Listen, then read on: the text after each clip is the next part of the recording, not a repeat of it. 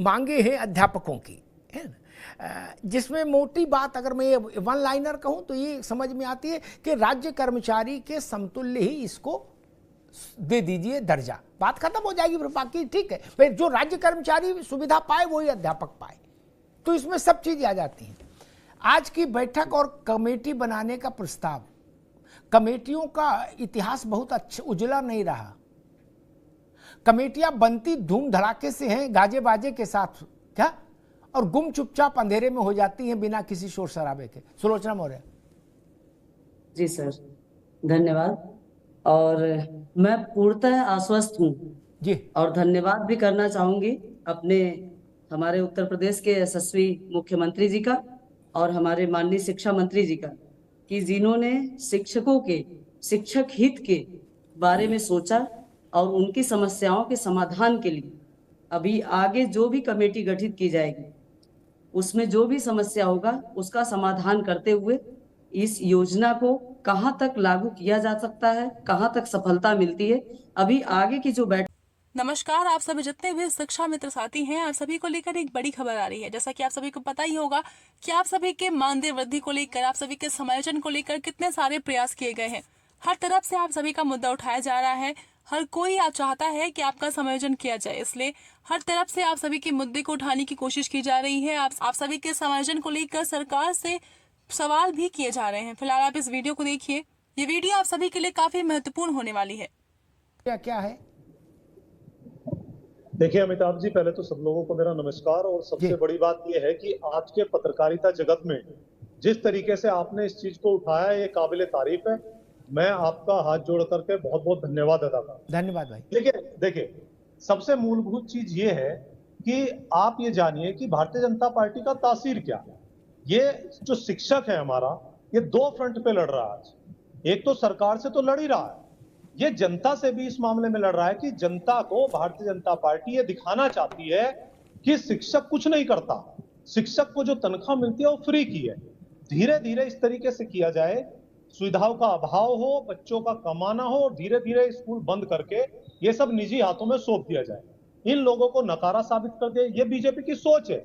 और इसी सोच का एक उदाहरण ये है कि अगर समाजवादी पार्टी की बात करें तो चाहे राष्ट्रीय अध्यक्ष जी हो या आदरणीय मुलायम सिंह यादव जी हो, उनके गुरु आपको आज भी सामने दिख जाएंगे। लेकिन योगी आदित्यनाथ जी या मोदी जी के गुरु का तो नाम ही छोड़ दीजिए, कहां इनको किसने पढ़ाया समझ नहीं आएगा, इसलिए गुरु की भाषा समझ नहीं आएगी। एक चीज और अब मैं बता दूं आपको, बेसिक शिक्षा नियमावली में, चूंकि मैं खुद हाई कोर्ट में एक नहीं तीन रिट लगाया हूं इस मामले को लेकर के, बेसिक शिक्षा नियमावली में रूल 8D है जिसमें कहा जाता है कि अगर पति पत्नी सरकारी नौकरी में है तो एक जिले में वो होने चाहिए, लेकिन उसको लागू नहीं किया।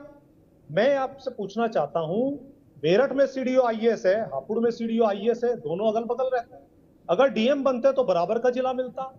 यहां तक कि स्टेट में अगर कैडर है वो भी शादी के बाद चेंज हो जाता, और सारे राज्य कर्मचारियों का होता है एक ही जिले में अगर पति पत्नी है। लेकिन शिक्षकों के ऊपर ये रूल लागू क्यों नहीं है? दूसरी बात, सिर्फ शिक्षा ही एक ऐसा विभाग है अमिताभ जी जिसका ऑफिस गांव में होता, जिसे गांव में काम करने जाना है अगर वो शहर में भी रहे, ऐसा हिंदुस्तान में कोई विभाग नहीं है जिसका ऑफिस गांव में होता है, सबको शहर आना पड़ता है। ठीक है राठी साहब, मापदंड तो आते दोबारा में आते दोबारा में। ये बात राठी जी ठीक कह रहे। मुझसे भी कई 100 लोगों ने इस बात के लिए आग्रह किया कि पति पत्नी का जो ट्रांसफर का विवाद है, विषय है, इसको भी आप उठाइए। मुझे याद है जो बात विजय राठी की बड़ी जमीनी बात कही, मुझे याद है एलवाई सुहास गौतम बुद्ध नगर में कलेक्टर थे और उनकी पत्नी गाजियाबाद में एसडीएम थी। 2 किलोमीटर का भी फासला नहीं है, मिला है। लेकिन मास्टर एक बाराबंकी में है, दूसरा बलिया में है, पति बाराबंकी में, पत्नी बलिया में। ये तो तरीका ठीक नहीं ना, क्यों हो ऐसा? उनको घर परिवार, उनके साथ मानवीय संवेदना नहीं होगी क्या? खैर, ओपी सिंह जी, मूल प्रश्न ये कि ऐसी अगड़म बगड़म सलाहें कौन देता है, जिस अधिकारी या वर्ग अधिकारियों का जिनको न मौसम का इल्म है न मिजाज का इल्म है। बाजरा के पिटुआ, स्वास्थ्य अच्छा हो, हाजमा अच्छा हो, मौसम ठीक हो तो खाए जा सकते हैं क्या? जब शरीर थोड़ा दुबला हो जाए, इम्यूनिटी पावर कम हो जाए, तो बाजरा के पिटा हुआ कोई बनाता है नहीं ना। और जो बना रहा समझ लो दुश्मन है फिर आपका। जब खिचड़ी खाने का वक्त था तो बाजरा का पिटा हुआ खिला रहा है। अभी चुनाव होके निपटा, राम राम कह के चुनाव कटा, जो हुआ सो है ही। 6 लाख अध्यापकों को डिजिटल हाजिरी का आदेश दे दिया और 8 दिन में वो आदेश स्थगित हो गया। ये पंतनगर में और वो कौन सा वो था इलाका लखनऊ वाला, जहां सब मकानों पर बाबू लोग अधिकारी जाके कट्टा बनाए थे, बोले सब गिराएंगे। आज वो सब लोग रोते पीटते आए योगी जी के पास, अब हुआ नहीं, जाओ अब रहो, कोई दिक्कत नहीं। ये कौन लोग हैं जो आपको बार बार ऐसी मुसीबत में फंसा देते हैं जहां आप कैसी भी कला करो चेहरा खराब होने होना है। ओपी सिंह जी आफ्ताब जी, बिल्कुल आपने सही बात कहा।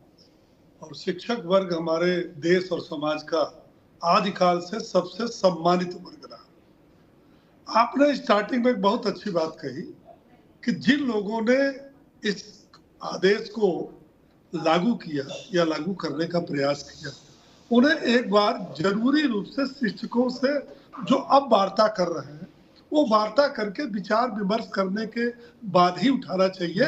ये मैं बात आपसे पूर्ण रूप से सहमत हूं। ऐसा नहीं है कि शिक्षक संघ की कोई मांग हो, कोई बात हो और सरकार संवेदनशीलता से उस पर विचार न करे।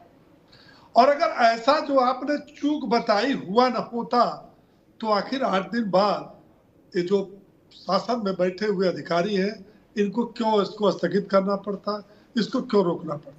मैं आपके माध्यम से, आपके चैनल के माध्यम से शिक्षकों की बातें मैं सुन रहा था, उनकी समस्याओं को सुन रहा था। मैं उनके साथ हूं। प्रवक्ता भारतीय जनता पार्टी